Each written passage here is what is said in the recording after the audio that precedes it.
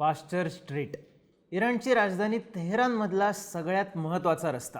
इथे इराणच्या राष्ट्राध्यक्षांचं घर आहे, IRGCचं मुख्यालय आहे, इराणचं नेतृत्व ठरवणाऱ्या असेंब्ली ऑफ एक्सपर्ट्सचं मुख्यालय आहे, सुप्रीम नॅशनल सिक्युरिटी काउन्सिलचं मुख्यालय आहे, काही मिलिटरी स्कूल्स आहेत आणि सगळ्यात महत्त्वाचं म्हणजे इथे इराणचे supreme leader Ayatollah Ali Khamenei यांचं पॅलेस होतं म्हणायचं कारण इतकंच की इस्रायल अमेरिकेच्या हल्ल्यात हे पॅलेस पूर्णपणे उद्ध्वस्त झालं.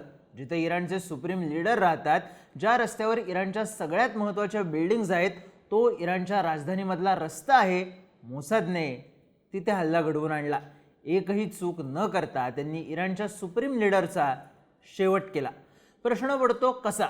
डोळ्यांसमोर येतो तो आपल्या शहरातला, आपल्या राज्यातला, आपल्या देशातला महत्त्वाचा रस्ता, जिथून पाखरू उडणं सुद्धा अवघड असतं, जिथली सुरक्षा टॉप क्लास असते.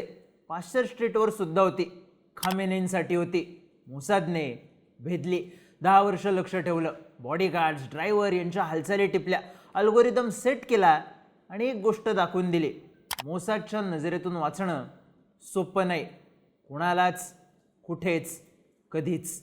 हा व्हिडिओ एका प्लॅनिंगचा, मोसादने खामेनेईंसाठी केलेल्या, जगातल्या कुठल्याही माणसाला, जगातल्या कुठल्याही नेत्याला भीती वाटावी असा. इराण विरुद्ध इस्रायल कित्येक वर्ष सुरू असलेला संघर्ष. अनेक वेळा युद्धाची ठिणगी पडली, अनेक वेळा युद्ध झालं सुद्धा. पण यावेळी इस्रायलला अमेरिकेच्या साथीने निर्णायक यश मिळालं, कारण त्यांनी अयातुल्ला खामेनेई यांना संपवलं. एकट्या खामेनेई यांना नाही, तर इराणच्या टॉप लिडरशिपमधल्या 40 जणांना उडवलं. इराणचे डिफेन्स मिनिस्टर, IRGCचे टॉपचे कमांडर्स, सगळ्यांचा शेवट एका हल्ल्यात केला. हा हल्ला झाला 28 फेब्रुवारीला सकाळी 9:50 मोसादने सगळं प्लॅनिंग आखलेलं. CIAने मोक्याच्या वेळी इंटेल दिली आणि खामेनेई यांच्या पॅलेसवर मिसाईल्स डागण्यात आले. त्यासाठी इस्रायलच्या सिक्रेट एअरबेसवरून सकाळी 6:45 फायटर जेट उडालं. त्यानंतर इराणी एअर डिफेन्स सिस्टीमला भनकसुद्धा लागू न देता ते इराणच्या हवाई हद्दीत शिरलं आणि त्यानंतर कुठल्याही यंत्रणेला काहीही कळण्याआधी हल्ला झाला सुद्धा. एका क्षणात सगळं उद्ध्वस्त करण्यात आलं. पण हा एक क्षण येण्यासाठी मोसादने, इस्रायलने मागची 10 वर्ष प्लॅनिंग केलं होतं. 10 वर्ष मोसादकडे, इस्रायलकडे 2च गोष्टी होत्या: नजर और सबर. हा हल्ला झाल्यानंतर फायनान्शियल टाइम्सशी बोलताना इस्रायलच्या अधिकाऱ्यांनी हल्ला यशस्वी कसा झाला होता याबद्दल एक गोष्ट सांगितली. एका वाक्याची गोष्ट.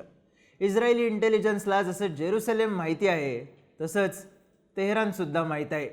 हीच गोष्ट भीतीदायक आहे. खामेनेई आणि इराणच्या लिडरशिपवर लक्ष ठेवण्याचं काम मोसाद आणि इस्रायलच्या युनिट 8200 कडे होतं आणि त्यांनी ही गोष्ट प्रचंड शिताफीने केली. राजधानी तेहरानमधला पाश्चर स्ट्रीट हा अत्यंत सुरक्षित भाग, पण गर्दीचा सुद्धा. गर्दी असल्यानं, मोक्याचं ठिकाण असल्यानं इथे ट्रॅफिक असतं. ट्रॅफिक कंट्रोल करायला सिग्नल आहेत. या सिग्नलवर ट्रॅफिक कॅमेरे आहेत. नुसते कॅमेरे नाहीत, मोसादने हॅक केलेले कॅमेरे. मागची 10 वर्ष या कॅमेराजमध्ये जे काही कैद होतं, त्याचा सगळा इन्क्रिप्टेड डेटा हा तेल अवीव आणि दक्षिण इस्रायलला मोसाद आणि युनिट 8200च्या लॅब्समध्ये जातो आणि तिथे हा डेटा प्रोसेस केला जातो अल्गोरिदमच्या माध्यमातून. हा डेटा गर्दीचा, येणाऱ्या जाणाऱ्या गाड्यांचा नसतो. मोसादने काय केलं तर मोसादने इराणच्या सुप्रीम लीडरपासून इराणच्या टॉप ऑफिशियल्सच्या बॉडीगार्ड्सना, त्यांच्या ड्रायव्हर्सना ट्रॅक केलं. लीडरशिपच्या प्रत्येक ॲक्शनवर नजर ठेवण्यासाठी त्यांनी या बॉडीगार्ड्स आणि ड्रायव्हर्सवर नजर ठेवली. खामेनेई यांच्या पॅलेसकडे अँगल्ड असलेला एक ट्रॅफिक सिग्नलवरचा CCTV हॅक करण्यात आला. या CCTVचा अँगल असा होता की यातून गार्डेड कंपाऊंडच्या आतली पार्किंग स्पेस दिसेल. या पार्किंग स्पेसमध्ये इराणच्या टॉप ऑफिशियल्सच्या गाड्या थांबायच्या. जवळपास 10 वर्ष या गाड्यांकडे लक्ष दिलं गेलं. त्यातून एकेका ऑफिशियलबद्दल माहिती काढली गेली. म्हणजे या ऑफिशियलच्या ताफ्यात किती गाड्या आहेत, कुठला ड्रायव्हर कुठली गाडी चालवतो, कोण कोणासोबत असतो, कुठला बॉडीगार्ड कोणाला असाइन केला आहे, तो पार्किंगमध्ये कधी थांबतो, कधी जातो, प्रत्येक गोष्ट 10 वर्ष ट्रॅक होत होती. पण या ट्रॅकिंगचं पुढे काय होत होतं तर या ट्रॅकिंगवरून मोसादने या ड्रायव्हर्सचं, बॉडीगार्डचं प्रोफाईल बनवलं. कोण किती वाजता उठतं, कोणाचं रुटीन काय असतं, कोण कामावर किती वाजता येतं, किती वेळ थांबतं, सगळी माहिती मोसादकडे होती. या सगळ्यांचा पॅटर्न ऑफ लाईफ इस्रायलकडे होता. या ट्रॅकिंगवर सतत एखादा माणूस लक्ष ठेवून नसायचा, तर एका सेट केलेल्या अल्गोरिदममध्ये हा डेटा जायचा. मग हा अल्गोरिदम ट्रॅक केलेल्या इंडिव्हिज्युअल्सचा पॅटर्न ऑफ लाईफमध्ये कुठलीही वेगळी गोष्ट घडली की ते फ्लॅग करायचा. म्हणजे आज एखाद्या ऑफिशियलच्या ड्रायव्हरला उशीर झाला, आज कोणी नेहमीच्या वेळेपेक्षा जास्त थांबलं, आज कुणीतरी अनपेक्षितपणे एकत्र आलं. इस्रायलकडे प्रत्येक हालचालीची इंटेल होती. इराणच्या ट्रॅफिक सिग्नलवरच्या कॅमेराजमधून मिळवलेली 10 वर्षांपासून ट्रॅक केलेला हा पॅटर्न ऑफ लाईफ 28 फेब्रुवारीच्या सकाळी फायद्याचा ठरला. इस्रायलचं टार्गेट सिम्पल होतं. इराणच्या टॉप लिडरशिपला एकाच वेळी एकाच ठिकाणी संपवायचं. त्यात सेट केलेल्या अल्गोरिदममध्ये अनयुज्युअल पॅटर्न फ्लॅग झाला. सगळे लीडर्स एकाच बिल्डिंगमध्ये असल्याचा डाऊट पक्का झाला. तोवर बॅकग्राऊंडमध्ये युनिट 8200चं कामसुद्धा सुरू झालं होतं. तुम्हाला आठवत असेल, काही वर्ष आधी भारतात पेगासस हे इस्रायली सॉफ्टवेअर प्रचंड चर्चेत आलेलं. इस्रायलचं हे सॉफ्टवेअर मोबाईलमध्ये न कळत इन्स्टॉल करून माहिती मिळवली जाते, लक्ष ठेवलं जातं, अशा चर्चा झाल्या होत्या. पण हा विषय किरकोळ वाटावा इतकं खतरनाक काम युनिट 8200 कडून केलं जातं. ते इराणचे टॉप लीडर्स, त्यांचे बॉडीगार्ड्स, त्यांचे ड्रायव्हर्स सगळ्यांचे फोन ट्रॅक करत होते. त्यांचं लोकेशन, त्यांचे कॉल, ते हे कॉल कुणाला करतायत, कुठल्या कॉलवर कुणाशी किती वेळ बोलतायत, त्यांच्या मोबाईलचा मेटा डेटा काय सांगतोय, या सगळ्याचा पॅटर्न काय आहे आणि या पॅटर्नमध्ये काय अनयुज्युअल आहे, प्रत्येक गोष्ट ट्रॅक केली गेली. मोसाद आणि युनिट 8200च्या अल्गोरिदमनं एकाच वेळी या अनयुज्युअल मोमेंट्स फ्लॅग केल्या. मग पुढची स्टेप घेतली गेली, CIA मदत. CIA प्रत्यक्ष ग्राउंडवरची इंटेल देणारा सोर्स होता. या सोर्सने खामेनेई बंकरमध्ये नाही आहेत, सगळे लीडर एकत्र आहेत हे नक्की करणारी टीप दिली. मेसेज मोसादपर्यंत पोहोचला. इराण आणि इस्रायलमध्ये निगोसिएशन सुरू होते. युद्धाची शक्यता असली तरी पहिलाच अटॅक खामेनेई यांच्या पॅलेसवर होईल असा विचार इराणच्या इंटेलिजन्सने केला नसावा, किंवा खामेनेई यांचा स्वतःवरचा इराणच्या इंटेलिजन्सवरचा विश्वास मोठा असावा. ते या पॅलेसमध्ये झालेल्या मीटिंगला उपस्थित राहिले. त्यांच्यासोबत सगळे टॉप ऑफिशियल्स तिथे होते.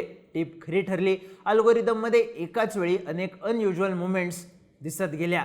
सकाळी 6:45 फायटर जेटने टेक ऑफ घेतलं आणि त्याच वेळी पाश्चर स्ट्रीट जवळच्या किमान डझनभर मोबाईल टॉवर्सवर एक लिमिटेड स्ट्राईक झाला. कुठलाच टॉवर बंद झाला नाही, कुठल्याच फोनची रेंज गेली नाही. पण एका व्यक्तीने दुसऱ्या व्यक्तीला फोन केला तर फोन बिझी यायचा, रिंग जायची नाही. फोन पूर्ण रेंजमध्ये असून सुद्धा फोन लागायचा नाही. कारण सिंपल होतं, अमेरिका इस्रायलच्या प्लॅनची टीप इराणच्या इंटेलिजन्सला लागली, किंवा या दोघांच्या यंत्रणांमधला कुठला माणूस फुटला तरी इराणच्या इंटेलिजन्सला, तिथल्या स्थानिक यंत्रणांना हा मेसेज पाश्चर स्ट्रीटपर्यंत पोहोचवता येणार नाही याची काळजी युनिट 8200ने घेतली. ग्राउंड क्लिअर होतं. पुढचा डाव फायटर जेटने आखला. इस्रायलकडे ब्लू स्पॅरो मिसाईल आहे.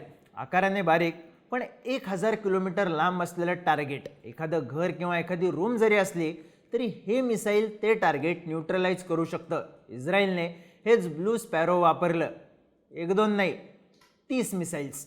त्यामुळे त्यांचं फायटर जेट इराणच्या एअर डिफेन्स सिस्टीमला ट्रॅक करता आलं नाही.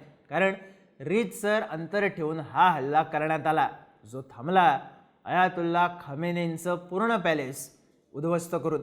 हे फायटर जेट तेवढाच अटॅक करून माघारी फिरलं. मोसादने आपलं ऑपरेशन यशस्वी केलं. त्यांनी एकट्या अयातुल्ला अली खामेनेई यांनाच नाही तर इराणच्या सगळ्या लिडरशिपला एका वेळी, एका ठिकाणी, एका हल्ल्यात संपवलं. इस्रायलला हे यश हल्ल्याच्या काही मिनिटात मिळालं असलं तरी त्यामागचं प्लॅनिंग 10 वर्ष सुरू होतं. 10 वर्ष मोसादने ट्रॅफिक सिग्नलवरचे कॅमेरे ट्रॅक केले, बॉडीगार्ड्स आणि ड्रायव्हरची प्रत्येक हालचाल, मोबाईल ट्रॅक केले आणि युद्धाच्या पहिल्याच दिवशी पहिलाच वार केला तो थेट इराणच्या सुप्रीम लीडरवर. अर्थात इस्रायलची असा हल्ला करण्याची पहिलीच वेळ नाही आहे. त्यांनी याआधी रोबोटिक गन वापरून सायबर अटॅक करून इराणच्या न्यूक्लिअर प्रोजेक्टला अनेकदा हादरे दिले होते. कित्येक सायंटिस्टचे जीव घेतले होते. एकदा तेहरानमधून इराणच्या न्यूक्लिअर प्रोग्रामच्या फाईल्स चोरून नेल्या, ज्या नेत्यानाहूंनी लाईव्ह टीव्हीवर दाखवल्या. त्यामुळे मोसादने इराणमध्ये पॅरलल सिस्टीम उभी केली आहे हे सत्य कुणीच नाकारू शकत नाही. मुळात मोसादची खरी ताकद हीच आहे. ॲडॉल्फ आयकमनला त्यांनी अर्जेंटिनात किडनॅप केलं, तिथून इस्रायलमध्ये आणलं आणि मृत्यूदंड दिला. ऑपरेशन व्रॅथ ऑफ गॉड वेळी तर त्यांनी म्युनिक ऑलिम्पिक वेळी 11 इस्रायली खेळाडूंचा जीव घेणाऱ्या प्रत्येकाला शोधून संपवलं. त्यासाठी 20 वर्ष वेळ लागला, तरी ऑपरेशन थांबवलं नाही. अशी एक नाही तर अनेक ऑपरेशन्स मोसादने केली. याही वेळी त्यांनी 1000 किलोमीटर लांब अंतरावरून माणूस मारू शकणारे मिसाईल्स वापरून खामेनेंना संपवलं. पण त्यासाठी त्यांनी वाट पाहिली 10 वर्ष. इराणच्या कुठल्या टॉप ऑफिशियलला सोडा, पण बॉडीगार्ड किंवा ड्रायव्हरला सुद्धा वाटलं नसेल ज्या सिग्नलला आपण थांबलोय त्या सिग्नलवरचा कॅमेरा हॅक झालाय. तो आपल्याला ट्रॅक करतोय. आपली प्रत्येक हालचाल, आपली येण्याची वेळ, आपली जाण्याची वेळ, आपलं थांबणं, आपलं न येणं, प्रत्येक गोष्ट ट्रॅक केली जाते आणि त्यावरून अंदाज लावला जातोय आपल्या देशातले सर्वोच्च नेते काय करत आहेत याचा. काम करणारी माणसं बदलली, ज्यांच्यासाठी काम केलं जात होतं ते लीडर्स बदलले, पण मोसादची नजर हल्ली नाही. त्यांनी इराणच्या राजधानीमधल्या सगळ्यात सुरक्षित रस्त्याला ट्रॅक करणं सुरूच ठेवलं. या नजर और सबरचा रिझल्ट आला तो या सुरक्षित रस्त्याचं महत्त्वच संपून मोसादने पुन्हा एकदा दाखवून दिलं. मोसादच्या नजरेतून वाचणं सोपं नाही, कुणालाच, कुठेच, कधीच.